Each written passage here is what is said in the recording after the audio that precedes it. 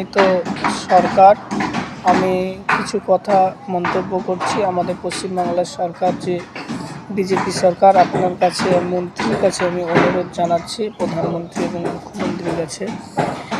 আমরা পশ্চিমবাংলার মানুষ, পশ্চিমবাংলায় বসবাস করি, কিন্তু রাস্তাঘাটের যে অবনতি হওয়ার কারণ, মানুষ চলাচল, যান চলাচল অবরোধ হচ্ছে, এর কারণে অনেকের অসুবিধার সম্মুখীন হচ্ছে। তো আপনারা এই রাস্তার পরিণতিটা আপনারা ঠিক করবেন, আমি এটুকুই বলবো আপনাদের কাছে। আরও কিছু বলবো যে গরিব অসহায় ব্যক্তি যারা এখনও পর্যন্ত বার্ধক্য ভাতা, বিধবা ভাতা পাচ্ছেন না, তাদেরকে আপনারা প্রচুর পরিমাণ সাপোর্ট করে তাদের পাশে থাকুন, তাদের নামটি লিস্টে তোলানোর ব্যবস্থা করুন, ঠিক আছে? তিনারা যেন আগামী দিনে তারা ওই ভাতাটা পেয়ে তারা সন্তুষ্ট থাকে, না হলে তারা অসহায় হয়ে তারা পড়ে আছে, না খাটতে পারে, না খেতে পারে, বয়স হয়ে গেছে। বৃদ্ধ মানে হচ্ছে বয়স।